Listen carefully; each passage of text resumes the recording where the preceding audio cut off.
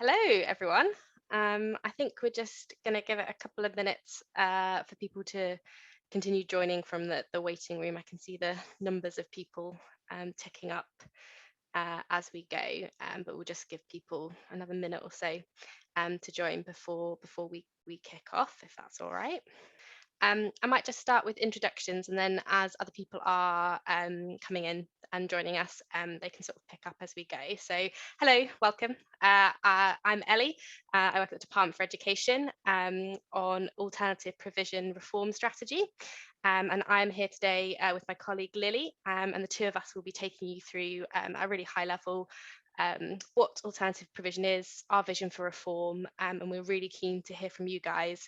Um, what you think to start with, and then in a bit more detail we've got some more discussion questions to try and get under the skin of some of the tricky questions we're trying to solve, and we'd really appreciate your feedback on it. I'm just going to ask Lily to introduce herself, and then I'll do a bit more scene setting before we kick off properly. Yeah, sure. Hi, everyone. I'm Lily. I also work in the Department for Education in the Alternative Provision Reform team. I'm really good to be here today and get to know your thoughts on the work we've been doing. So just to start off by saying thank you all for coming. I think we've got about 40 people here now, so that's really good for us to know that people want to come in here and talk about alternative provision. We're really grateful for NMPCF for organising a slot for us today, and we're really pleased to be talking with you. So we've done some introductions, and I'm just going to do three things before we get into the detail of our content. So the first thing to do is just a bit of housekeeping, so how the session's going to run, what you can do if you can't hear or see us, and then a bit of an outline of the session. And then the third thing I'll do before we kick off properly is just set a bit of context, particularly on how AP reform links to the SEND review. So bits of housekeeping. We really welcome engagement and questions. That's why we're here. We want to hear from you all. So please do use the chat bar to ask questions or make comments. If we use any horrid acronyms, please do tell us and we'll explain. Or if we've said something that's unclear, please do ask for clarification. If you've got any tech problems, please pop them in the chat as well, and someone else will be able to help you out there. Sort of our plan for the session is to run through a bit of a definition of what alternative provision is, who uses it, why might children and young people benefit from it, and then sort of how we want to change the system for the better. What we'll try and do is pause at the end of each slide for questions of clarification, so that you'll have lots of opportunities to make comments or ask us questions. But really, as you can see from the session outline on screen, we want to spend most of the time hearing from you. So we've got sort of 4 major discussion questions which we'd like to spend most of the time on. So we're really keen to spend as much of this session hearing from you as possible, particularly on your strategic thinking, ideas and proposals for how we can improve AP. We want your thoughts on our vision for reform, and we want to make sure that the system works for all children and young people, and the only way we'll get there is by hearing from people like you, from schools, from providers, from local authorities themselves. We're really grateful for your time today, so I just want to spend a quick second talking about what will happen with your feedback that we hear. So what we hear today will directly feed into the SEND review, but it will also help us update our behaviour and exclusions guidance. So there's sort of like 2 main outputs of this conversation, as well as sort of helping us improve our ongoing policy thinking.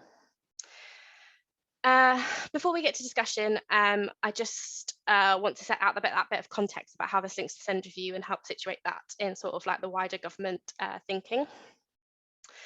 So as you all will probably be aware, the SEND review is ongoing, and as part of that SEND review, we will set out our vision for reform and our plans to reform alternative provision.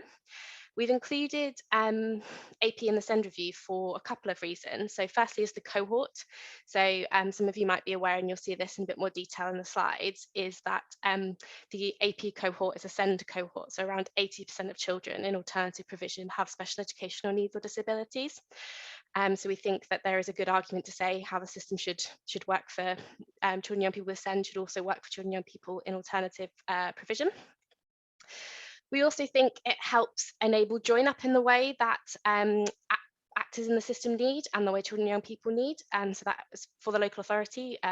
You might be aware that alternative provision is also paid for out of the high needs budget. So we want this to make sense. We want it to be coherent for schools, for local authorities, for children and young people and their families too.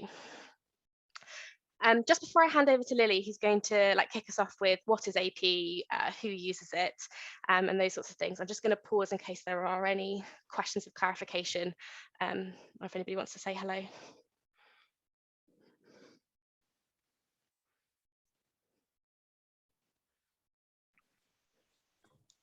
There's nothing, hello, there's nothing in the chat as of yet. So if you wanted to start on the presentation, it's up to you. Great, I'm going to hand over to Lily now to kick us off. Thanks, Dina. Oh, thanks, Ellie. So as Ellie mentioned, I'm going to start off with a brief introduction to alternative provision, or AP, with a focus on what AP is, how it's used, and what we know about those who use AP. And as Ellie mentioned again, I'll stop at the end of each slide to check whether there are any clarification questions, but do also feel free to chuck any questions into the chat, and I'll aim to pick these up as I go along. So firstly, we know that AP is a really diverse sector and is used to support a really wide range of pupils who would not otherwise have a suitable mainstream or special school place. And I'll go into that in a bit more detail on the next slide. But we also know that the purpose of AP is quite wide ranging, and that encompasses quite a few different settings under its umbrella. And we typically split these settings into two categories, really. So you've got your state place funded sector, so that's your pupil referral units, or PRUs, your AP academies and your AP free schools.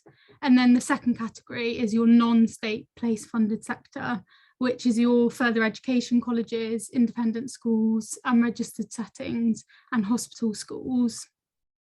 And a wide variety of educational offers are provided in these different settings. So those range from academic through to therapeutic and work-based or practical experience. So, for example, we know that some unregistered providers offer work-based training in mechanics, construction, or hairdressing, and we're told that these are beneficial in re-engaging pupils who have previously disengaged from their education. And AP might also be delivered in a post-16 setting, such as a further education college. But just to note that the local authority's duty around providing education for a child or young person in AP only applies to those who are of the statutory school age, so up to the age of 16, unless they have an education, health and care plan or an EHCP. When you're thinking about alternative provision or AP, sometimes it's also useful to think about what AP is not. So AP is not a replacement for special schools, and pupils with an EHCP should be given a place at an appropriate special school if that's what their needs require. And AP is also not provided for young offenders. So the only time that the local authority no longer has a duty to place a child outside of school is when that child or young person is in prison. So Ellie, could you skip on to the next slide, please? And actually, no, I'll stop there first. I think you've got a couple of questions, Lily, so I'll read them out, and then maybe if between the two of us we can have a go at answering them. So the first one is, are you including AP where there is an education, health and care plan for those over 16 as part of our review? Which the answer is yes, either directly as part of the work that Lily and I are doing on AP reform, but also because we're joining up so closely with the SEND review. So that is one of our Venn diagram overlapping circles, so definitely in scope there. I think it's also worth noting, and I'll probably touch on this in the next slide as well, that AP might also be named on a child's or young person's EHCP, and that can happen post 16 or before 16. And then we've also just got a note on sound, so we'll try and speak up and speak slower, and see if that helps resolve anything. Yeah, sure. Are there any other questions, or shall we move on to the next one? Great. There's no others in the chat, so please carry on, ladies. Okay, sounds good. So that's a summary of what AP is, but why might a child or young person require AP? So as I mentioned on the previous slide, AP is used to support a wide range of children and young people who might require AP for lots of different reasons. And again, we generally divide these into placements that are organised by the local authority and placements that are organised directly by the mainstream or special school. So local authorities will arrange AP for children or young people who have been permanently excluded or who cannot attend school because of health needs, as well as children and young people who don't have a school place more generally. So they might be missing education for a longer period of time. And a large part of this falls under the local authorities Section 19 duty, which makes them responsible for providing educational provision for children and young people who are without a school place. So this might include children or young people who have just moved to the area, either from another local area or from another country, for example. It might include young people who are pregnant or new mothers, or children and young people with physical or mental health needs. And as I mentioned just now, AP might also be named on a child or young person's EHC plan. And that's where the local authority also has a duty. And the second category is where AP might be arranged directly by the mainstream school or by a special school. So schools will arrange AP for children or young people who have been suspended for a fixed period of time, where that suspension is longer than 5 days. And they might also arrange AP for children or young people to improve their behaviour. These are the official routes into AP, but Ofsted have also told us that there are unofficial routes through which a child or young person might end up in AP, including through off-rolling or coerced moves out of mainstream education and into AP. And then when children and young people are in AP, they might attend full-time or part-time alongside receiving education at their mainstream or special school.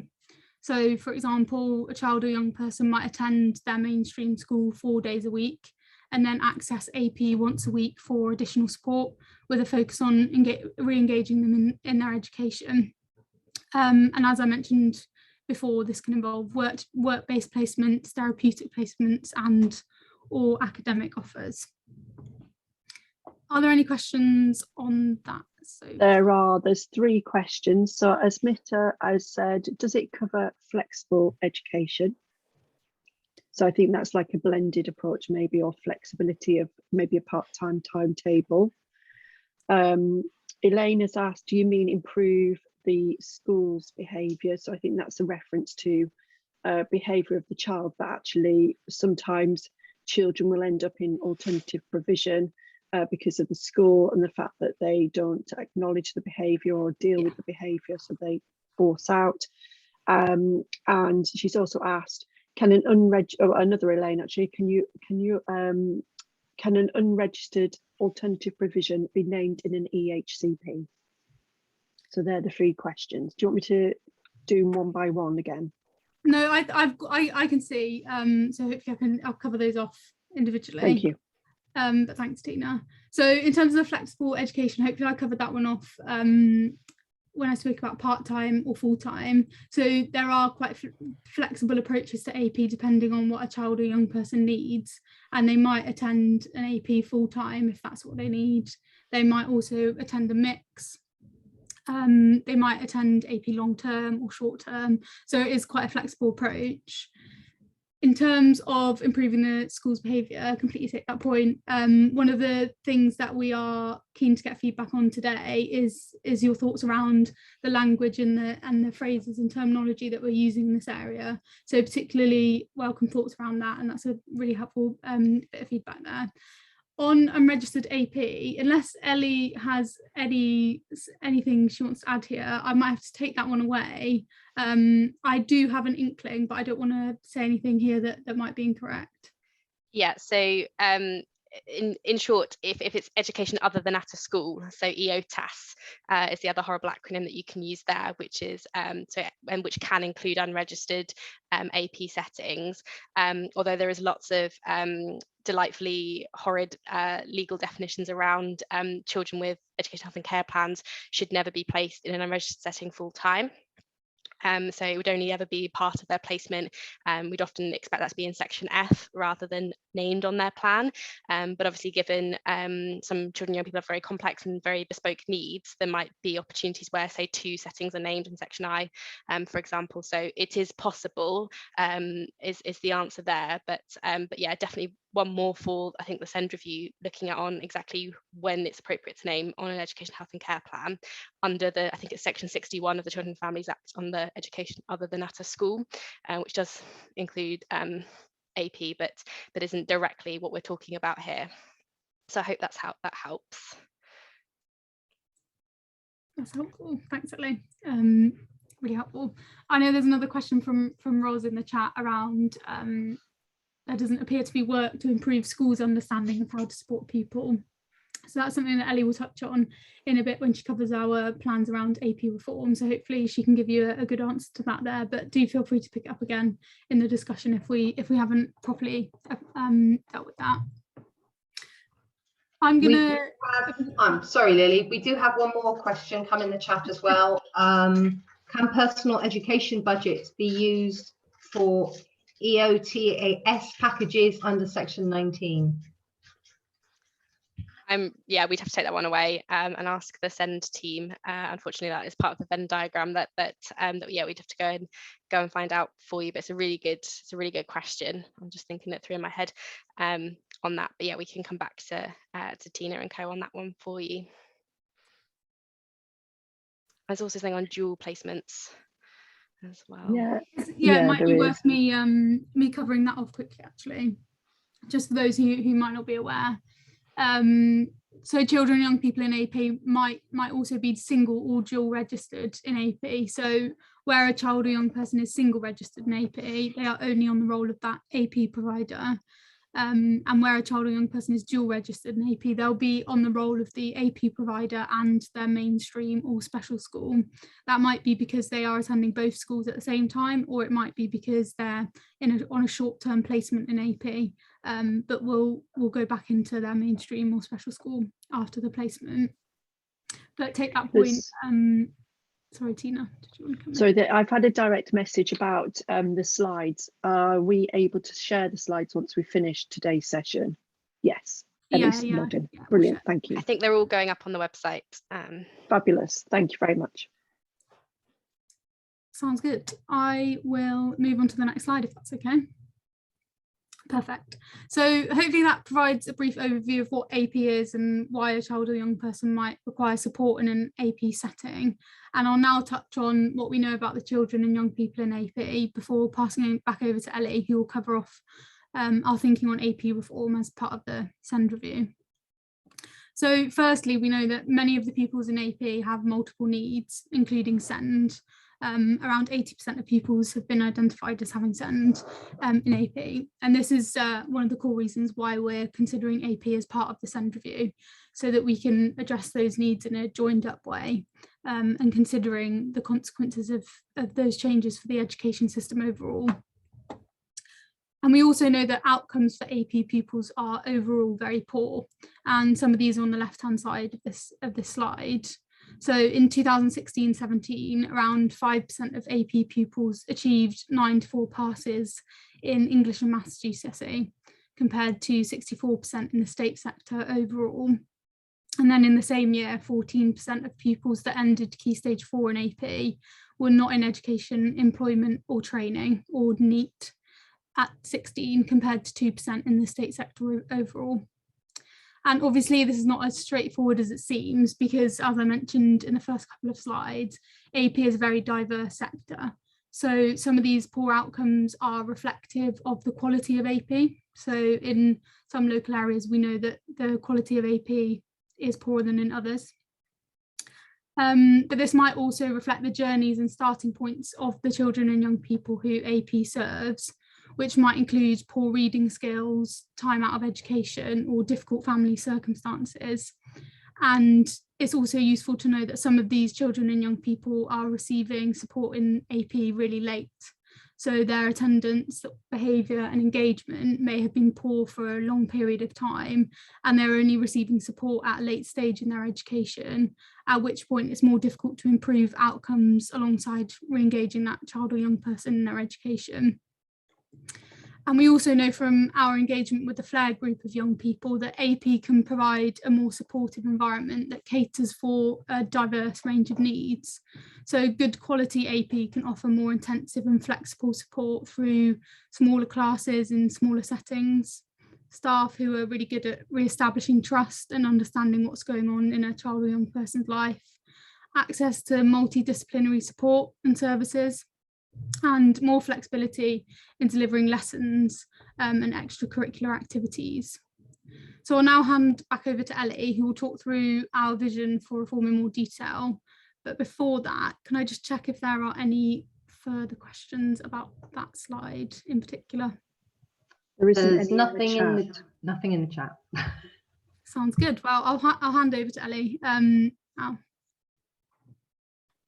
Thanks, Lily, and thanks everyone for your questions. I'm hoping I'm going to cover off one of the ones that's already been asked in the chat, but as Lily said, please do ask it again or ask more detail if we haven't covered it off quite in the way you wanted to. This is just one slide, so obviously only sets out our vision for reform at a very, very high level, but I think it reflects the crux of what we're getting at, which is that we want to focus alternative provision on early intervention. This will help ensure that children and young people are able to access the right support at the right time. And we think if we get this right, what we'll see is more children staying either in their mainstream school or in their special school, rather than leading to sort of permanent exclusions or managed moves to different locations. So that's our goal for the system, essentially. We think that alternative provision schools, where they get this right, are the experts in the system. They deal with these children day in, day out, every day. They often have really good links with the multidisciplinary teams in the area, with the local authority, with CAMS, and they are the experts at sort of doing that re-engagement work that Lily talked about that can be so important. That sort of means pivoting the system though. So the way the current system operates is that most of the alternative provision budget, so their section of the high needs budget, is spent on long-term AP placements rather than investing in early intervention and support when issues first appear. So we want that early intervention advice to be available on call to all schools in a local area. So that should supplement the mainstream offer.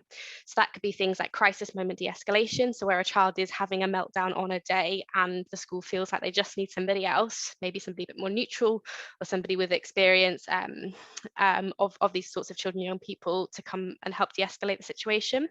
It can also be about identifying needs. So we know that lots of children and young people are identified as having SEND once they're in AP, which suggests to us that mainstream schools could do with some support in helping identify unmet needs. So I think that speaks to some of the comments in the chat already. We do think that that is a gap in the system and one that experts in AP can help us fill. We also think that targeted short stays play an important role, whether that is sort of for half a term or a couple of weeks, or indeed like a day a week, doing something very particular or working on a particular set of skills or a different sort of extracurricular or curriculum activity.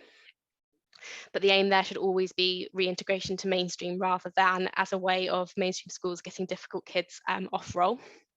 And then we would still see a role for long-term AP placements where that is in the best interest of the child or young person. So for some children and young people who are excluded in year 11, for example, it may be in their best interest to see out their education in AP because it provides them with that stability. Or children with particularly complex needs might benefit from that longer term placement and flexibility. We know that achieving this won't happen overnight, and this is part of a long-term reform strategy linked to the SEND review that requires lots of things, such as improving the quality of AP all around the country. So that's a practice and performance programme. What works for these children and young people? How do we ensure that we can spread back best practice everywhere? And it also means ensuring that AP schools have the resources available them to offer outreach services. So how can we pivot sort of the way that local authorities and schools commission, so how they access AP, so that we are encouraging them to access it early rather than late down the line. So these are sort of the questions we're grappling with, and I think I can see there's lots of questions in the chat, so I'll take those. And we've also got some discussion questions on the next slide. But one of the things I'd like some feedback on now is, like, is this the right vision? Is early intervention, good behavioural support available in mainstream schools the right thing? And be really interested to hear your opinions on that. I think that's probably, given I can see what's going on in the chat, we'll take some questions and see what discussion that sparks. And then, yeah, just to say, would be really good to get into some more of the detail on the next slide as well. So Tina, I can see you've popped up. Yeah. So I'm going to amalgamate one person's, because she's left 3 messages. So I'm just going to join them together. All too often, many parents report to me that the schools do not understand some children, and then the parents have to deal with the meltdowns each day, as the usual school system does not work for every child. It would be nice if children and parents could choose a different way of learning. So that's the first question. I don't know if you can answer that, really, because it's more of a statement. Sarah's put in the chat, very interesting, but where will all this extra support come from, as the system is already stretched? There's another one. There are very negative opinions around short stays, with the child getting settled only to have to return. Change is very challenging for these children.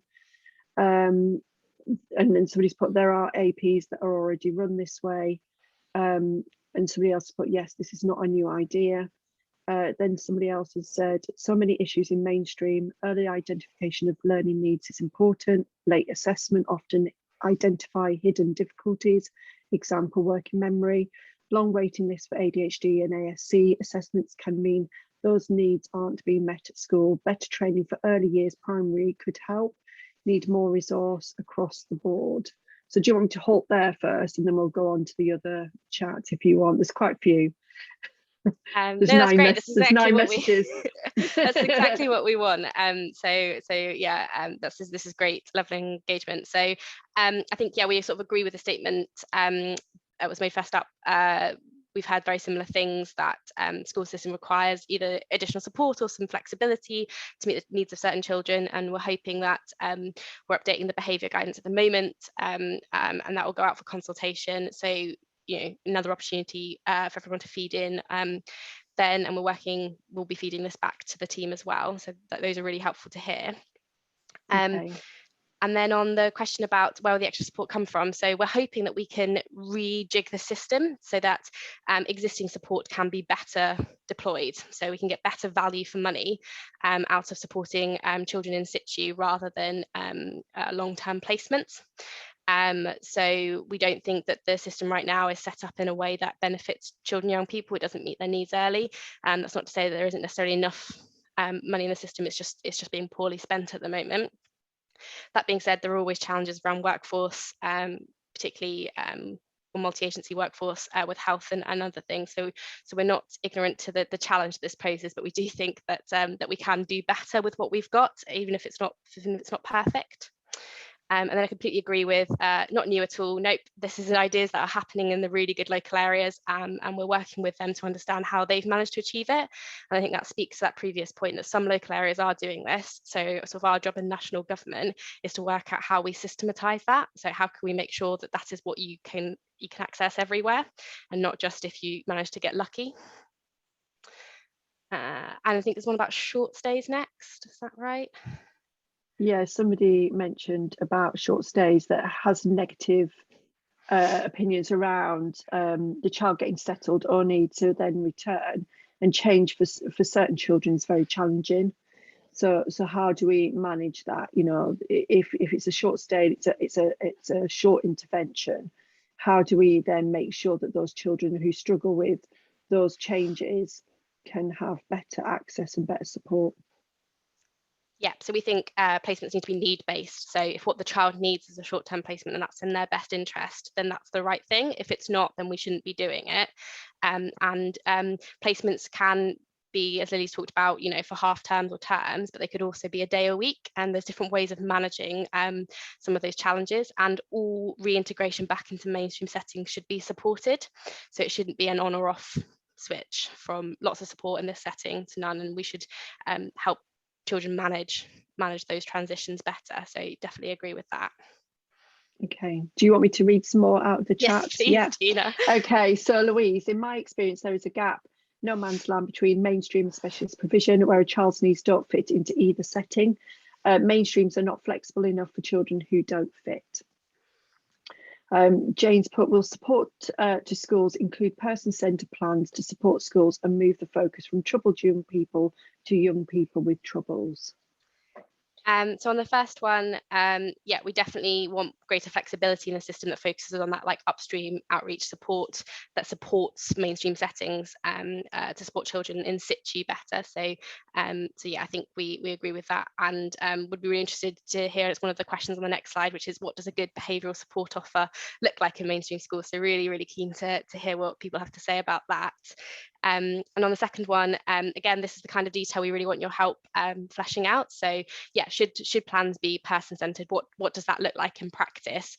And again, on the phrasing, definitely agree with young people with troubles or challenges is the right language there. They aren't troubled young people. They're just young people trying to navigate a system. Okay, there's more in the chat. We've got 23 messages we haven't even touched on yet. Early intervention is always a good thing. And Matthew says it's all down to money and support, something the government doesn't want to do. Louise has then put in the chat again, mainstreams don't work for so many children. Roz has put in, some pupils find it hard to cope with the environment of a mainstream school and can thrive in an AP. I do feel hybrid offers of education might work here. As Mita has put, training is a key area, and I feel this is a big area for mainstream schools. Alison has put in, I work in a fantastic AP and we do short stays, long stays, qualifications, SEN identification, primary and secondary, which sounds amazing. As Mita has put in again, some mainstream schools don't feel they need to provide additional support and don't have the right understanding to support many areas like working memory, delay and implementation support recommended by professionals. And Alison, who works in the AP, said we also do dual placements with mainstreams too. That sounds like a good AP. Richard has put more consistency across AP, still have a wide variety of quality that needs to be addressed before blending into the main system as being suggested. Rachel says we hear a lot about emotionally based avoidance. These children are quiet and get missed. Schools take those families down the attendance route, nothing happens except stress, and they end up NEET. So that's NEET is out of education and training. So Diana's put, I think AP needs rebranding. Parents can feel very negative about input or threat of AP. So you're nodding there, Ellie. Louise has put, there is not an inclusive, flexible mainstream school within our county. We are seeing a rise of home ed and EOTAS personal budgets. Roz has put in very little understanding in mainstream sensory processing issues, which can in turn lead to negative behaviours. Becky's put in, moving away from the word behaviour would help a lot. Aldona, there are big issues for children who end up having to home educate, but not out of choice. I have a home ed group for SEND and now DME group for children. I'm not sure what DME stands for, with spiky profiles. And I think many of them are not being supported by the school. Diana has put in, I think training for schools is a good idea. It needs to be whole school practice. Also training around PDA, which is pathologic demand avoidance for those who don't know. Jenny has put, what consolations have been done with young people and have consultations, or I think she meant consultations, have been appropriately designed to enable young people to effectively contribute, which goes back to your point with FLAIR, isn't it? Do you want to say how you engaged with FLAIR? Yes, so we've engaged with them, I think 2 or 3 times now. So we set some of our major reform questions to them for their input with really great CDC organised sessions there, and we've fed back their input into where we've got to today. Obviously, all of this will go into a Send Green paper, which will again go out for consultation to children and people and their families. But we know that one of our challenges, especially in alternative provisions, the cohort is so transient. So children and young people don't spend very much time in AP. So if anyone's got any suggestions for more ways for us to get out and meet them, we're very happy to take that. But yes, we've engaged with the FLAIR group a few times, and their you saw it on a previous slide, their feedback's been really helpful. Cool. I didn't know whether you wanted to move on to slides again, but there's 33 comments in the chat, which is all really good feedback, but I didn't know if you wanted me to read them all out or whether you wanted to move on and see what else people come up with, because what you've written in the chat is amazing. So thank you to everybody who's taken the time to do that. And I'm hoping these questions speak to some of that as well. So I think there was one person said moving away from the language of behaviour would be really useful. So I'd be really interested to hear more about that. And I think we've got about an hour and we've got 4 questions. So if we sort of try and spend about 15 minutes on each, we can hopefully get a bit of a good discussion. Welcome to hear people contribute if they want to put their hands up and speak as well. That's totally fine. Or we can just use the chat bar as sort of a reflection on people's thoughts. So we're really happy to take that away with us. So the first question, which you can see on your screen, which is, what do you think good behavioural support in mainstream and special schools look like?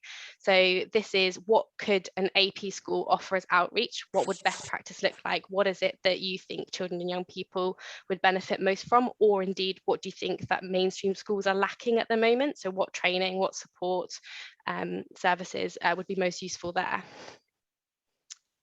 Oh, I can see a hand up. Hi, Diana. Hi. I thought it would be useful actually just for a moment to think about parent carers, because of course with the Parent Carer Forum and I think one of the things that gets left out is the importance of that relationship with parent carers and how strained that gets when there are behavioural issues, however they're chosen to be described by schools. So I think that's one thing to put in any guidance, whether it's about advice about how to deal with those relationships. And another thing that comes up a lot for us is that some parents get listened to more than others. So if you're articulate middle-class parent, then you might actually stand a chance of having a good relationship. But there's a lot of feelings of parent blame, and equally, or not equally exactly, but also you get parents blaming the school. And I think that all detracts from actually helping the child. So that's one area that I'd really like to see strengthened up is how actually do schools get advised about how to help those relationships, and making sure they're not, they stop, listen to actually what's happening and thinking about the child rather than thinking it's to do with the parents. Thank you, Diana. That's really helpful, and I think speaks to some of the things we've had when we've been out in sort of AP schools directly, is they spend a long time building the relationships back up with the parents, and that does take a lot of time, and partly because sometimes AP has a bad reputation and is seen as sort of like the naughty schools, which is absolutely not what they are in the system. But once they do that, they find it is much easier to support the child, young person, understand where they're coming from, and support the parents too. So getting that expertise into mainstream settings sounds like that's something we can definitely take away and look at. So thank you. Okay, we've got some good things in the chat if there's no one else to put your hand up. And thank you again, Diana, Ruth's put a hand up. Thank you, Diana, for putting your hand up. Ruth, and then Adol now. So we've got Ruth. Hi. So a lot of the time what we see is that in alternative provision, there's not such a focus, for want of a better word, on making sure academically they're achieving certain levels, which they do have in a mainstream setting. And actually what ends up happening is there isn't enough time for staff to prepare children to be ready to learn and be in the right mindset. So is there anything that can be done to support mainstream settings to take away that pressure that gets put on them to make sure that the child can do their maths, for example, but actually to focus on getting those skills for them to be able to learn how to cope in those sorts of environment and to have smaller groups maybe? Yeah, that's really helpful. And I think it's the kind of thing we'd be expecting outreach services to support mainstream schools with. So how do they prepare children to learn so that then the teachers that are there can teach them? So that's really helpful feedback. Thank you. Aldona, are you next? Hi, yeah, hi. I just, there's a lady I know who runs an AP, she's the head of an AP school up north somewhere. And what she does when the children come to her, she works around the subjects that they're good at. So she works on, so maths and everything is geared around the child. And they have got an incredible pass rate. I mean, really, really good pass rate for everything because they accept that all children are individuals. I think this is a problem in mainstream schools, well, in all schools, is that children do tend to be pigeonholed. So if they're in special needs schools, they've only got special needs. If they're in mainstream schools, they you know, they don't have, or they tend not to have special needs. This was something, the DME thing I mentioned earlier, was dual and multiple exceptionality, where children basically have a spiky profile. So they might have a special educational need, but they're also exceptionally good at something. And these children are the ones that we've had discussions up and down the country with NASON, PP UK. There's a group of us all trying to do something about children like this. And so it might be interesting if maybe I can have a talk with one of you at some point about this and introduce you to the group, because they really do want to focus on AP schools to help.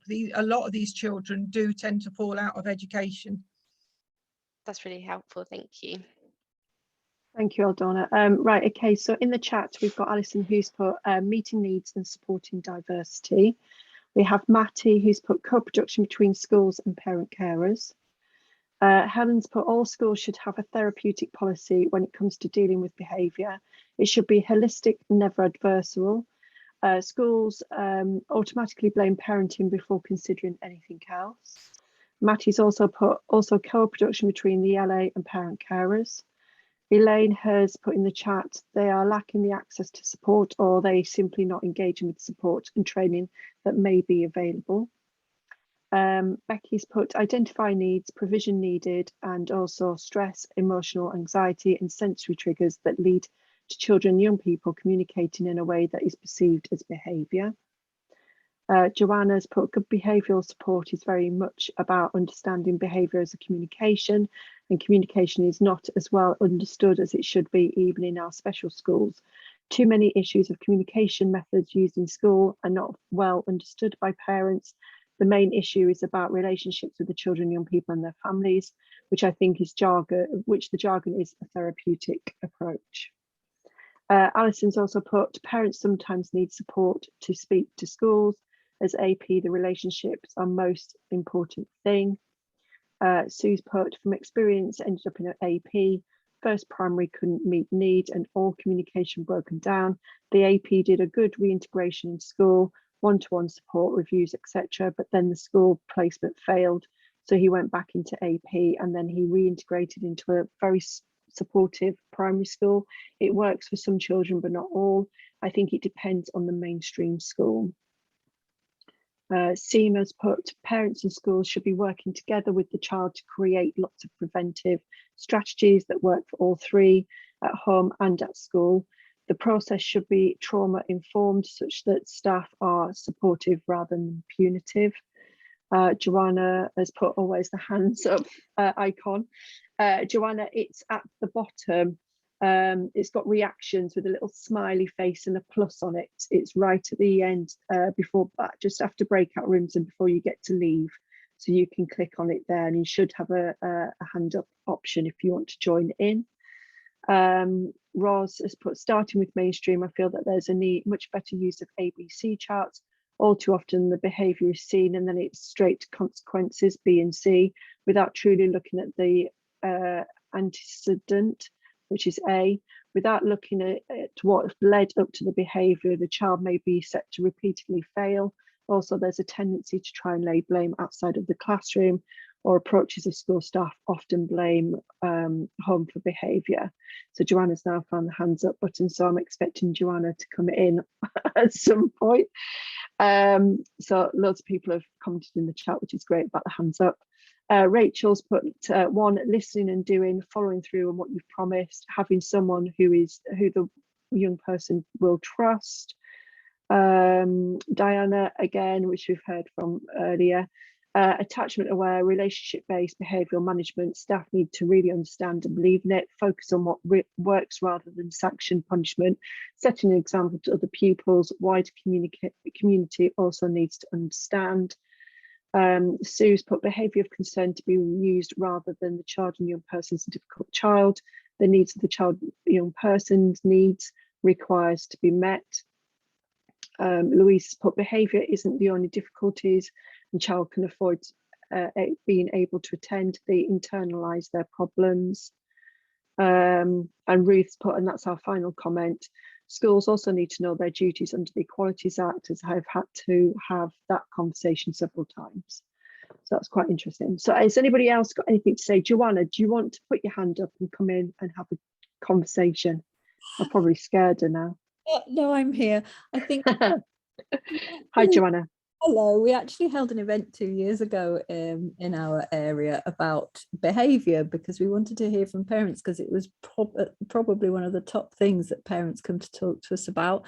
And it was a fascinating event, lots and lots of listening, and needless to say, it's not one thing, but what lots of parents wanted help and support was a removal of the blame culture, where it's very much their fault that any of these things are happening, and very much something that they could be supported with, because in our area there was just nothing. It was the standard bog standard, you're a terrible parent parenting course, just don't mention that word, it's like nails down a blackboard, but nothing constructive for parents of SEND children who needed more support, particularly on understanding behaviours, communication, de-escalation triggers, all that whole sort of child approach.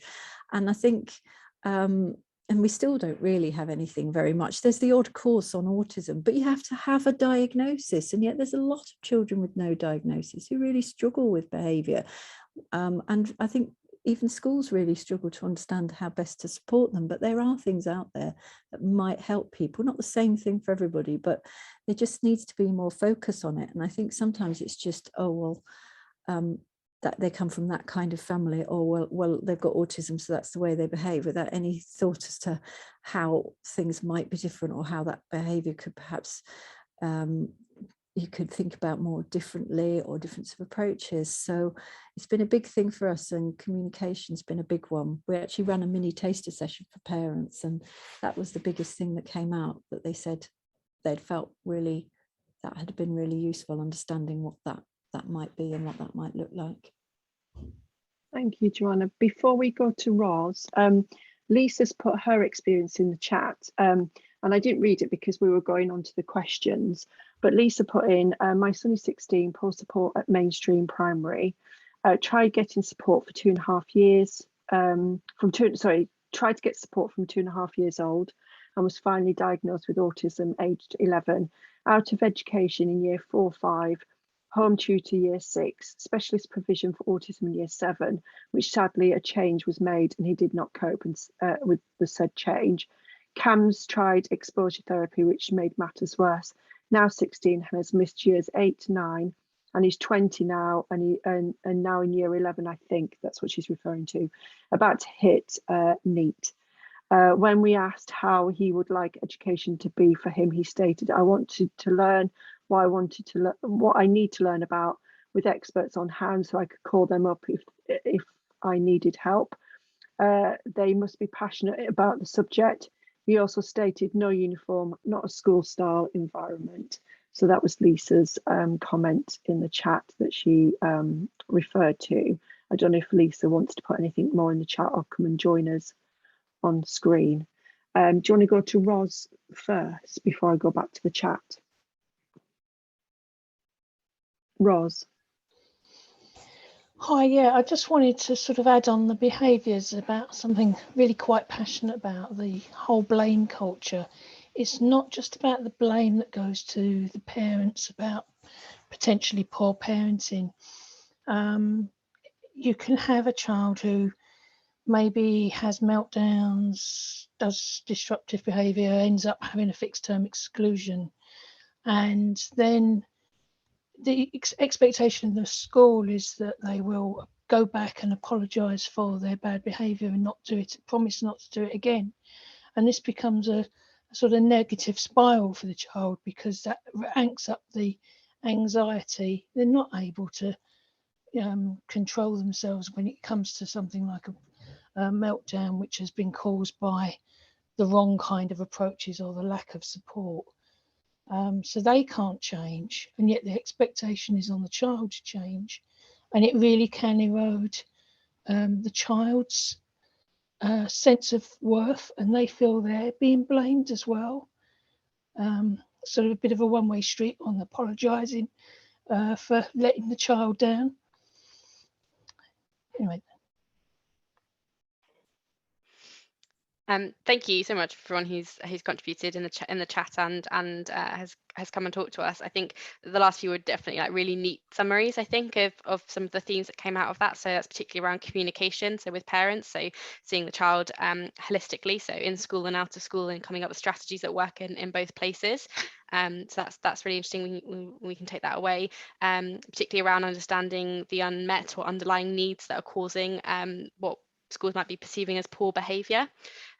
Really important too. And I think there around the blame culture as well has come out quite a few times. It's blaming the school, the parent or the child is probably not productive at solving the problem at hand. So all of those are really helpful themes and really useful insights. So thank you very much. Just because of time, I just want to make sure we get through a few of the different questions. So sort of keen to move on to the second one. So we've heard a lot about behavioural support in mainstream settings, how that could be improved, the role that alternative provision schools can play in that.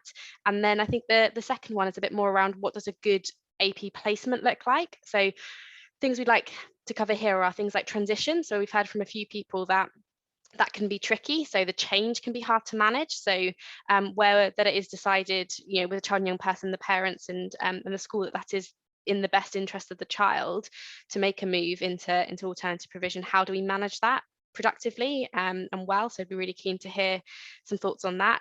What should the child be doing? What support should be available to them while they're in AP? And if anyone's got, I think somebody said they manage an AP school, so really keen to hear what you think a good AP placement looks like there, and how that can involve the child themselves and also parent carers as part of that. So yeah, keen to hear thoughts on the second question. There's quite a few comments in the chat. Great. So environment, staff approach and personal centred curriculum. Some time ago, there was a drive to embed a whole school approach to the emotional needs and wellbeing of students. Is this worth revisiting to look at why it's not being embedded, and if the whole school approach can be developed to include as many other areas? Ruth has put it needs to be quality assured and outcome based. I'm just conscious that Matty's put their hand up. Joanna's put no parent blame, it's not productive. It can sometimes prevent any investigation into the child's needs. They've just got bad parents, and that is often why the needs are fully investigated and understood only once they are in an AP setting. But Matty's put their hand up and he's now on screen. They're on screen. Matty. I was just going to say, basically, as soon as the child or young person is aware of what's going to happen, they need to be brought along on the same journey as everyone else, so that they can get used to the idea. I know my daughter doesn't like change whatsoever, and the best way of getting her on board is by just bringing her along on the same journey as the parent, as myself and my partner, to make sure that she's with us as we progress, because it's for her that we do everything that we do. Thank you, Matty. It was one of the most striking things that the Flare group also told us. That, I think the comment might have been almost as candidly as just ask us. Like, it's not very difficult. Like, ask us what we want and how we feel about it. So I think, yeah, that's very clear, and I think it's a really well put way of saying it, taking them on that journey as well. Lots of professionals are going on that journey. What's best, and actually we have to think about taking the child with us. So thank you for that. Yeah, one of the chats actually is a good AP takes the lead from the student, mustn't look like a school again, must be therapeutic and positive. So exactly what Matty said and what Fleur said is just ask the students what they want from their schooling. Transition staff help on dealing with trauma, and they can and what they've dealt with. Ask the child, ask the parent carer. I think that's really important. Language is also important, especially when thinking about and recognition of distress behaviour is very challenging. Thinking about trauma-informed responses. A good AP placement needs to look at why they are there. What is the aim? Reintegration, short-term support needs to be fully understood by the young person and family too. Staff need the appropriate training to understand the needs of the child and young person. AP needs to be ambitious for what might be achieved, but not to the extent of ignoring a young person who needs to take their time. Alison, again, who works in AP, our AP has introductory visits and every student has a key worker. The most important thing is engagement. We do cooking, shopping and life skills alongside maths, science and English. Other subjects are up for each student, and we can also do ASDAN. We work at the students level up to A level, social sessions and enrichment activities as well. So that's quite a wide scope. I'm just looking at the chat now because somebody's referring to another comment. There are some schools that are persistent offenders and have higher AP placement than others. This needs to trigger a conversation from the DFE and or an inspection so they can link it, and it's important, which there's somebody who's agreed with that in the chat, because again, it's about accountability. Somebody else has agreed with that comment. We know that difficult schools in our areas and no one is able to hold these schools to account. Often it feels like they make environments so difficult that the child and young person wants or has to leave. How managed moves should be also looked at, as often this is just schools kicking the can down the road, so they're just literally moving from one to the other. AP can do outreach and help those children and people who can't leave the house, and that's more of a question. Which I think is quite a good one. Child and young person feeling listened, seeing them as a whole person, supporting, excuse the printer in the background, supporting parent carers, slowing reintegration back to the new setting, if that is suitable, reasonable adjustments, often building the child and young person back up, not just educational needs, but offer life skills. So that's another life skill chat. So again, Alison, our AP, this AP, we need to know where this AP is. Alison, can you put it in the chat? Does one-to-one in the house, and an AP school should be child-centred and not statistic-based. So I think that's a really important comment. Block buy-in is a problem, so that goes down to commissioning. And then since a young person has to be in educational training up to 18, then AP should be considered for those, as well as since they could be well in the right environment for them before moving on to an FE college or apprenticeship internship, so going up to the age of 18. We need to understand the curriculum better and doesn't always fit the child. When a child loses trust in the educational system, how can we move forward? Diana's put in the chat, who spoke a minute ago, can I ask what happened to the Timpson review of school exclusion? We fed into that as a focus group and there was a wealth of information. Is the review being used to revise the guidance? Do you want to answer that one, Ellie? Yeah.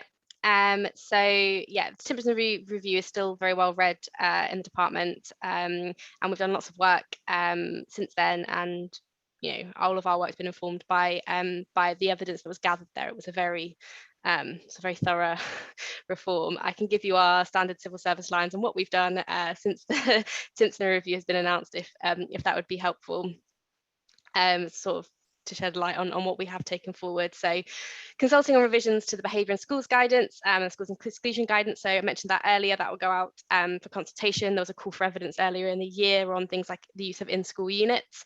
So some people may have already contributed to that. We've also had £10 million of investment in the behaviour pubs programmes that's trying to set out best practice for behaviour.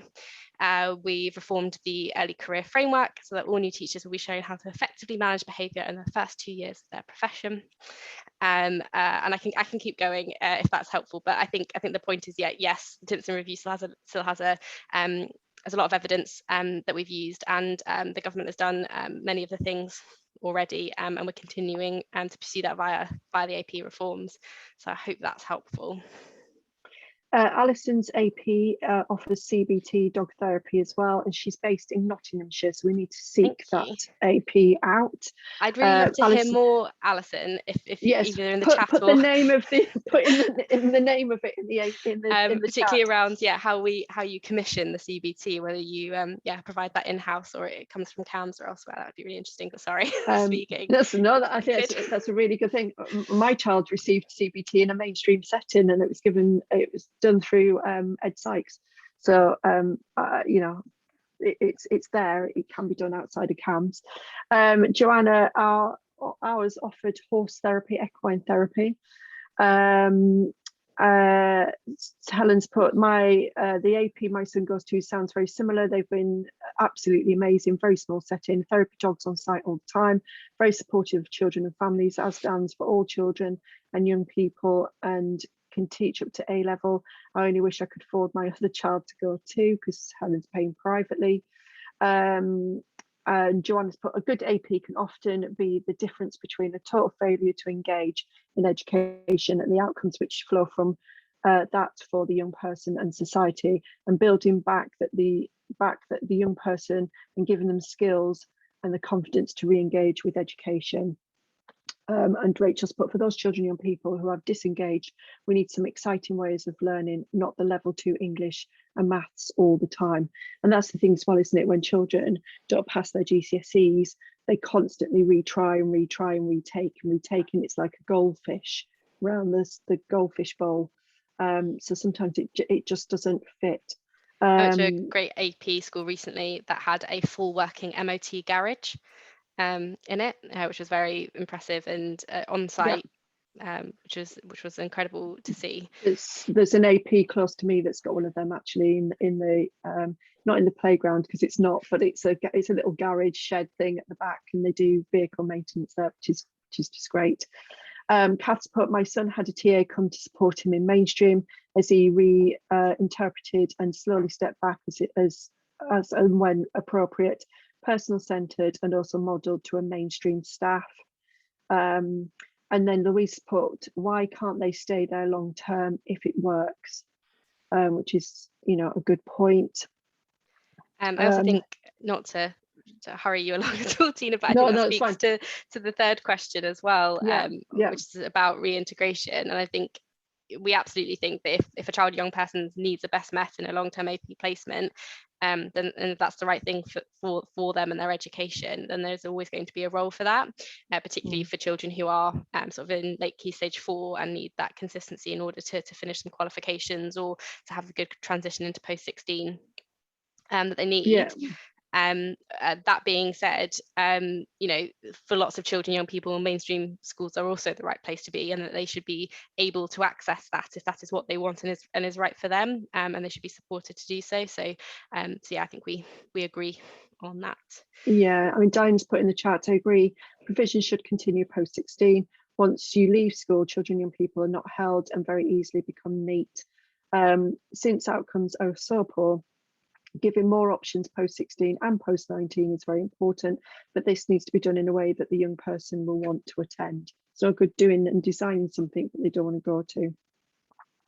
Did you want to move on to the next question, Alex? I'm just conscious of time. If that's okay, just because this is so valuable, I want to be able to get through them all, because it's really helpful for us. So the third question is around that reintegration question. So how can we best support children and young people who are reintegrating back into mainstream, or this could be back into a special school as well, so if they spent some time out in an AP setting. I think there was really one comment which was really interesting around the teaching assistant coming with the child and then like slowly stepping back. I think that's like a really tangible example of something that's worked. So that was really interesting to me. So if anyone else has got any other either, you know, sort of strategic ways in which how it should work, but or really tangible ideas, that's all really helpful stuff. That was Kath's comment. I'm just going to see before I go to Ruth, she's put her hand up. Kath, did you want to come in and elongate that comment you put in the chat? I'm going to call her out on it. She's here. Hi, I can do, yeah. I guess for me, it was quite complicated for the mainstream school, more than it should have been. It would be really helpful to have you know, something they can go through if they're trying to do that. It's actually really hard to try and get my son back into mainstream, and it really shouldn't be. It should be quite simple, and it should be something people want. We wanted it, he wanted it, but actually it was really tricky to do. Thank you for Thanks, that. Kath. That's really helpful. Ruth, did you want to come in? Yeah, so just really that, I think, picking up on what Kath just said, actually, it's around the want. Because what we've discovered in our areas where it's worked really well is only because everybody wants it. So the school that are receiving the child, the mainstream school, need to be completely bought into that process and be prepared to go out of their normal day to make it work. If you don't have everybody wanting to get that child back into mainstream school, it's not going to happen. And it's about making sure you've got really good, robust plans in place that take it at a nice pace that works for the child. Thank you. Okay, so Rachel's put, we need a varied programme of support, i.e. marketing, data management, science-based work. Joanna's put, that's true, but the young person still needs to move on from year 11 into either college or work. And so there is some moving on from AP. There's definitely a role for AP in the post-16 arena, as they can be so flexible and creative. And again, it's about that transition, isn't it? It's not a case of just ceasing. What do? You know, how can you get them into a working environment? Is it supported internships, job coaching?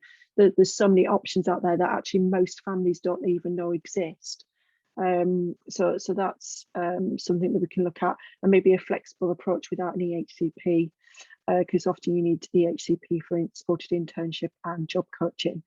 How would they return and not be left behind? How will they catch up academically and socially? Should schools keep in contact with them, is what Louise has put. Matty has put, like the last question, asking the child what they want is so important. Alison's put, APs can support with transition in school through support with staff and training around the needs of the child. Joanna's agreed with that and said there needs to be motivation from all concerned to make it want to work at that setting. Rachel's agreed with Ruth. Roz has put, to aid reintegration, it would be helpful for mainstream staff to come to ATP to see how things work there. What the approaches look like, can a mainstream staff replicate this back in their school, etc. And Jay's Can I just put, come in on that one, Tina, just to say, yes. like, I think that's really interesting, and it's the other way around of sort of where our reforms are thinking, is like actually bring the mainstream teachers to the AP. Would parents and carers find that useful as well? Yeah, for sure. I think I would, it's like somebody else has commented about encouraging visits to AP, and I'm very fortunate I've been into an AP. My child doesn't go there, and it is really, really fascinating how an AP is working. And like Alison said, that amazing AP that offers all of that support. I think more and more people might want AP provision for their child. Just because of the variety of learning. And I think one of the things that comes up in our conversations is that the whole of the curriculum is focused on GCSEs. I mean, English baccalaureate, that gets mentioned all the time. But actually, when we were at school years ago, we had MVQs, there was vocational learning. There's no vocational courses anymore, or very few.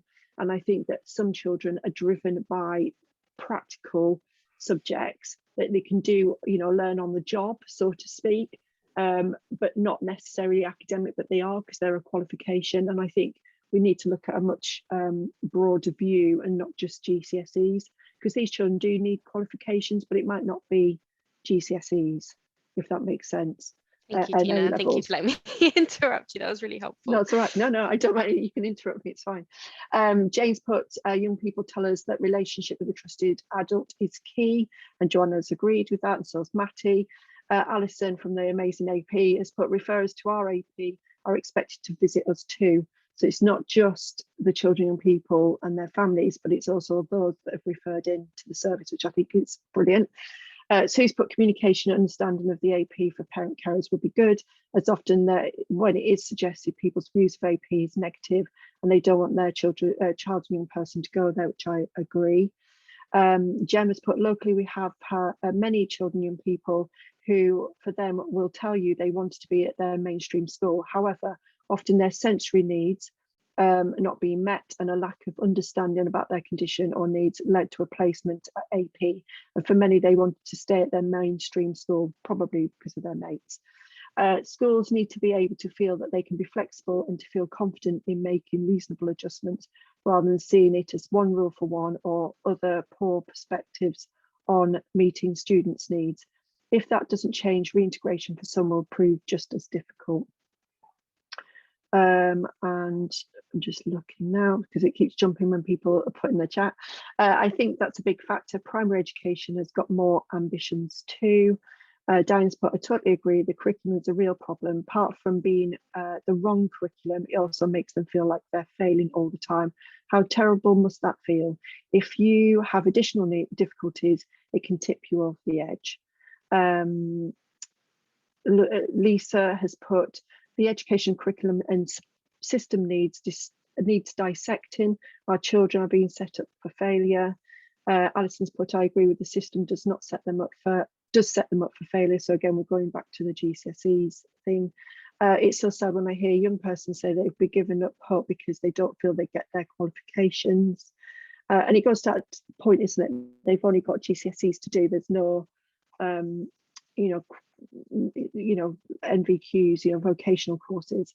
Ross put definitely more vocational options, but also complement this with the opportunity to achieve an award in the academic subjects with greater emphasis on teacher assessment rather than exams, which is MVQ again, which is you can get A level and degree level MVQs now. Diane's put, for reintegration, really need to think about role of peers, particularly at Key Stage 2 and secondary. So that's the end of the chat. Phew. You're doing such a great job, Tina. Thank you so much. Lily, did you have anything you wanted to come back on from what we've had over the last 3? If not, we can move on to the final question. Everyone, it'd be good to unpick I know there's been a couple of messages around the negative status of AP and the negative poor reputation. Good to unpick what that means in a bit more detail and how we might address that. Is it through something as simple as a name change, which I know has been recommended in a number of different reports, or is it a lot deeper than that? Thanks, Lily. Yes, I think we agree. We think that our reforms will only be successful if mainstream schools and parents think that getting outreach support from them is a good thing and isn't sort of negative. And I think that does I can see Joanna wants to come in as well, but it does also speak to that last point, which is how do we start that conversation with children and people and their families about what the role of good alternative provision support is, and what does that co-production look like. And I think we think this is one of the delivery challenges we've got. So people seem to have some opinions on that, so that's really great. Thank you. Shall I say what? Shall I step in? We had a webinar on alternative provision and asked some of our parents to talk about it to somebody. And what was quite interesting was that a lot of them had perhaps been fearful before their child went there, but when they worked out how well that setting understood their child's needs and how well supported their child was, those issues really sort of dropped away, and they welcomed the ability to talk to other parents that from our social groups who'd been in the same position, because they said, oh, don't be so concerned about that, you'll find it's really good once they get there, the staff are really understanding and all this sort of thing, which was great. But I think one of our issues is you can, in our area at least, you can get outreach to come in and talk to your school about making accessibility changes, about there's a team that will go in called Complex Communication who'll give you some hints and tips on speech and language issues or autism issues or about how to get your hearing loops sorted out or whatever. And yet there's nobody who can go in and give you some behavioural hints and tips. Why not? It's the same thing. So there should be an outreach service that's just the same as any other outreach service. No one feels that they're sort of awkward about the fact that outreach have been in to talk about autism. So why should they feel awkward about them having been to sort of perhaps understand their child's needs better and understand their behaviour better, especially if that behaviour is really behaviour as communication, not them just being naughty. So we feel it's actually all part and parcel of a much deeper issue, to be honest. That's really, really helpful. Thanks, Joanna. I think that's also a really valuable point you made about welcoming the parents welcoming the opportunity to share their experiences with other parent carer forums, and not even parent carer forums, just other parent carers, which I think speaks to the value of these kind of conversations and having a dialogue with people where you can address some of these concerns, but also take the point that some of this does run a bit deeper. And the Behaviour Hubs team is particularly interested in that. How do you support a positive behaviour culture in mainstream schools? So hopefully they'll pick up on that in a bit more detail, but do take points. It's very interesting. Diana, did you want to come in? Yeah, it's sort of along the same lines actually, which is, I think part of the problem is that the first time you hear of alternative provision is when things are really falling apart in mainstream. And you basically feel, you know, if you think your child's going to go off and you're being outcast from society, that's how it makes you feel. And there's something about actually not just talking to other parent carers, but something about raising the profile generally, that this is part of education and this is something some children will need. So it becoming something that people are aware of. I mean, you know, the special school for SEMH in our authority, nobody's heard of unless you're really in that world. And it is something very, very isolating. So it is much deeper than the name. I mean, I think when I first came across it, it was called ACE, and, you know, it had the same effect. So it's and I think the idea of having people coming in and everyone knowing that's happening in the school community, I think that's a really good idea. It's just ways of just raising its profile and making it not a sort of ostracizing thing, but actually just part of the whole system. That's really helpful. Thanks, Dana. I think that's part of our emphasis on positioning AP providers as co-experts in the system and as really valuable partners in the education system. They're not kind of on the outskirts of the education system. Actually, they're a really valuable part and at every stage of a child's education. So that's really important. Ruth, did you want to come in next? Yes, I think I know obviously the pitch tonight is around us being parent carers, but it's really important to remember the young people. So we did a big piece of work in Somerset because a lot of ours end up in alternative provision because they've been excluded. And actually the impact that has on them and their self-worth is huge. And I think actually for us, it was really powerful getting head teachers that have potentially quite a high rate of exclusions, let's put it that way, in the same room as the young people, talking about what the impact was, how it made them feel, and how they took that forward, not just in their education, but other parts of their life as well. So I think it's absolutely vital that we are hearing directly from them what this impact is on them. I think that's really helpful. I think we definitely saw that value when we spoke to the Flare group, and they do bring up points and areas that you've not considered before because they have that different perspective and they are the ones experiencing it. So that's a really important point. Kath, did you want to come in? Yeah, it follows nicely really from what Ruth was saying, which is really important. And I guess for me, it's the learning we've had from other projects, whether that's health visitors or, you know, that those first conversations are really, really important. And I think we're at the point where we know some of our professionals are so tired. For me, it would be good to have an easy read on what is alternative provision that they then use as a bit of a script. So I know if you know, I'm a former teacher, I get it, but actually, instead of presuming they know the right way to have those conversations, do a bit of a sheet on what an alternative provision is and give them the right phrases that don't focus on behaviour, etc. And to me, that's really important for changing how people see that and feel about that rather than it being seen as a negative. I think that's another really tangible example as well of just sort of a cheat sheet, like what is AP, where can it add value and be helpful, and sort of the ways in which you see it as a positive force. It's just another part of the education system that does carry with it a lot of value, and I think getting schools, children, young people and parents to see it as a valuable part of the system is something we're working on. So all of that, yeah, really tangible, really helpful. So much more in the chat, Tina.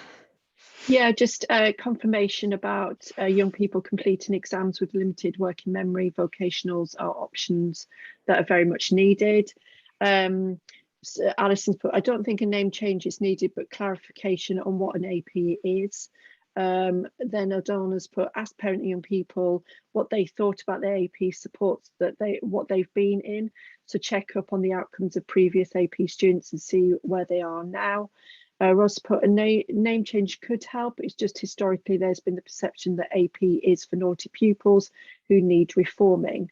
Alison's put, promote the great APs, but she still hasn't said where her AP is apart from the county.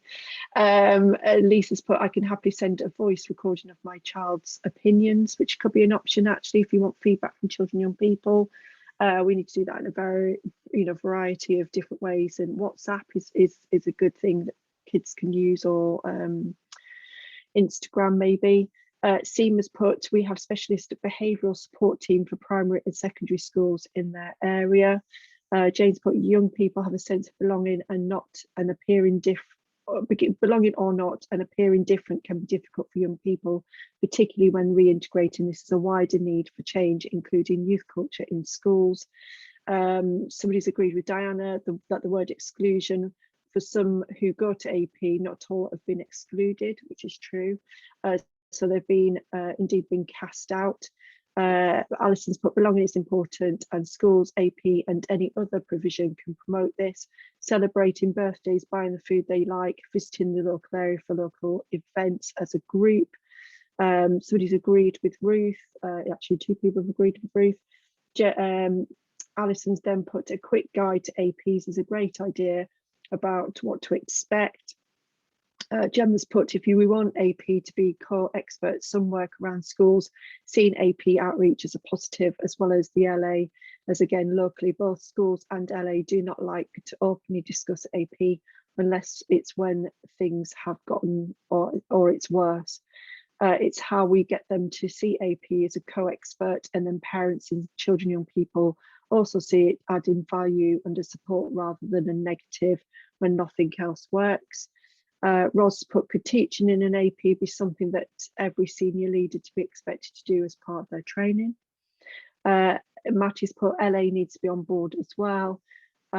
Jamie's put some really good points. Inclusion is a must. A child must feel valued. Louise has put in the chat, I think young people should not feel at fault for not fitting in a very narrow school system and curriculum, but that it's about different ways and places to learn.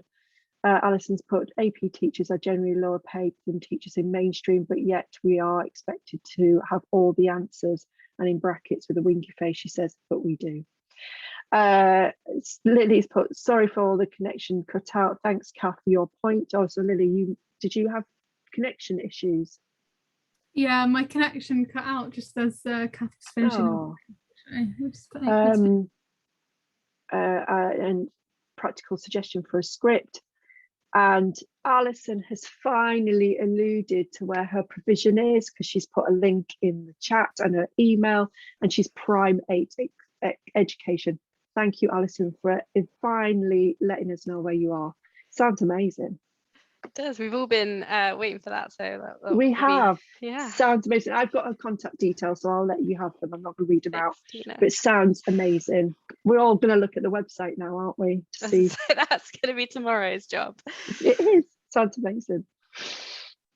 I wonder if we can just spend the last 5 minutes or so keen to let people go on time. I mean, this has been super valuable. I've just tried to work out how I download the chat so I can go through and make sure we've really reflected all of these comments and these thinking, and it just shows like how and why doing this is so valuable. So just want to say thank you again for your contributions and engaging with us in such a positive way, and sort of with that in mind, I'd really love to just spend the last 5 minutes thinking about what does co-production actually look like. So it can be a bit of a buzzword. Sometimes I think we say, oh, we'll co-produce it with people, and we don't actually define what that looks like or what that means.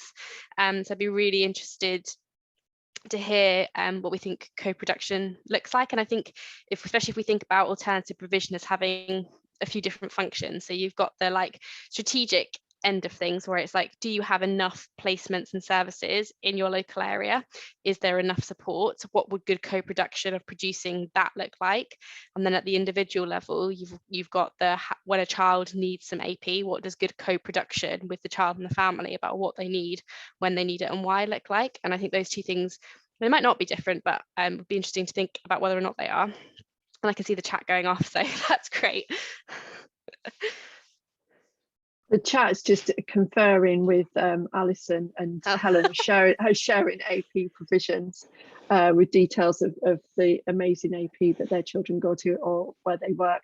Cass put messy in a challenge but saves time and energy. Louise has put, and we hope the schools can accept that their setting might not be right for all, rather than leaving children at their mainstream school for so long. If it's not working, it's just not working.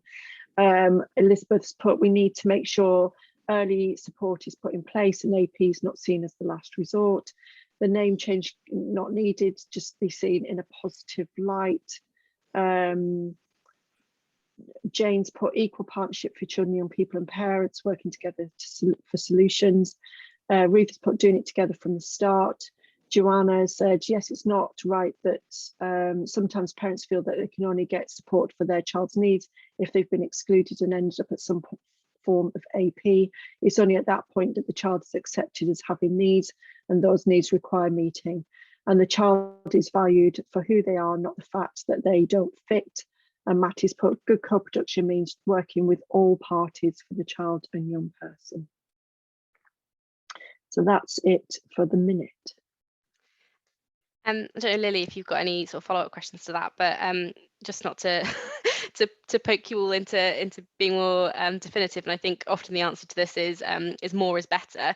But is it a case of, and there's lots of, is it publishing things on a website? Is it going out to consultation? Is it holding weekly regular meetings? Like, what do you want us to tell us that we think schools, APs, local authorities should be doing to co-produce in a meaningful way?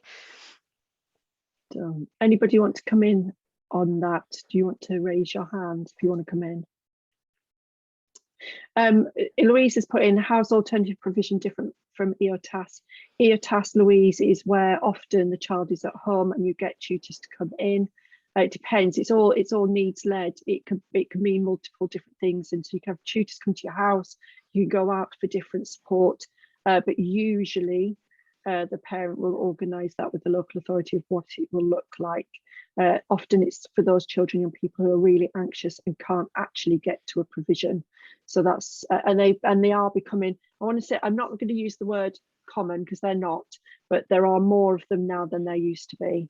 And no, there isn't consistency across local authorities. But Ruth and Diana have both got their hands up, so Ruth first, I think. I think that's a really tricky one to say, do this, that or the other, because actually it will be different for every family as to how they want to engage. And I think that's the key. It's about how people want to engage and being very, very clear. So Tina knows in our area, I got sick to death of having to go, no, you've not co-produced that, you've sent a survey, to the point that we don't use the word co-production anymore. We've literally broken it down to listen to, discuss with, do together, to try and get people to understand that different people will want to get involved in different ways, and that's fine. But the point is that you've got to allow them the opportunity to be involved in a way that works for them. That's me off my soapbox now. Yeah, I agree. I was just going to say pretty much that, which is that you've got to do all of them. You've got to reach lots of people by doing surveys. You've got to get in-depth things from focus groups, and then you've got to always have a young person or two and parent carers around the table when those things are being discussed, so that they can be sense tracks and brought back into reality. I think what I'm hearing is we need to co-produce the co-production. So yeah, and do it, and then do it in multiple ways, because not everybody's got access to computers. Not everybody can do a survey. Some people don't want to do face-to-face. The amount of people that are on this group tonight and only a few people have come on screen speaks volumes actually about what people want different things. So in the chat, it's very much starts with the PCF, but co-producing it REAP is quite difficult. We've tried, as the parents can often very switched off from engaging due to the difficult situations that they're dealing with. It takes a lot of effort to find and engage those parents, so one size does not fit all, which is roughly what Ruth has just said. Jane's put, working with local PCF to reach families and ensure lived experiences at the centre of shaping services. Again, it's in a variety of different ways. Sarah's put, so funny how so many still see co-production as a survey. So there's been a request, Ruth, for you to put, Ruth, can you just put in the chat for me, listen to, as I think it would help in our area. So, oh, she's put it in anyway, it's fine, ignore me. Kath put, agree, RE trauma of families and young people, trust is essential. And Sarah's put, quality co-production takes time, and often the time just isn't allowed for co-production, or deadlines are in the school holidays, so worth noting. Sometimes though, for children, young people to take part in engagement and consultation and co-production, it sometimes is in the school holidays. We've noticed we've done quite a bit with Flair and kids, and it doesn't often work with parents, so it's a bit of an issue if you want to do both. So yeah, so that's it, up to the chat's up to date. Oh no, there's one more comment. Some parents are so tired and jaded by trying to be part of the change and feel it's not worth their time based on past experiences, which is a very valid comment. Thank you all so much. This has been hugely helpful. It's given me a lot to think about, and a lot to take away, and do some more work on, I think. Yeah, I mean, I think I said it a couple of times, but just, yeah, to reiterate, this kind of engagement is really valuable, and we know that you are putting in like work and time to help us do our jobs better and to get this right for children and young people, and that is really hugely appreciated and is not something we take lightly. So just really sincerely, like, thank you so much. And this, yeah, I mean, it's always good when I can feel my brain whirring now, even if it is 8:30 on a Monday night. So I think that's really positive. So thank you so much. I don't know if yeah, Lily, you want to sort of say thank you as well, and just yeah, just to reiterate what Ellie said, really. I always say this, but these sorts of conversations are often more valuable than hours and hours sat at a desk reading things. So just really grateful to everyone for coming along this evening and giving us your thoughts. It's been really valuable. Yeah, and for those that contacting Tina and Co for organising and reading out all the comments so well, which is really helpful when you've got the presentation up on the screen and you're trying to look at people as well. So you guys have been brilliant. I did warn you when we had these discussions, but can I just say thank you to everybody who's come tonight, because it is a Monday night, as you pointed out. So thank you, everybody. And also an offer to you, to Ellie and Lily. If you want to come back and do another session, like a webinar or something, we can easily arrange that with contact. And I'm sure the forums and those that have taken part tonight will be up for that as well. So yeah, absolutely come back to us if you need any more. And I did warn you, Lily. I did say you were going to get inundated. No, don't apologise. Don't apologise at all. We really appreciate it. Yeah, thank you, everybody.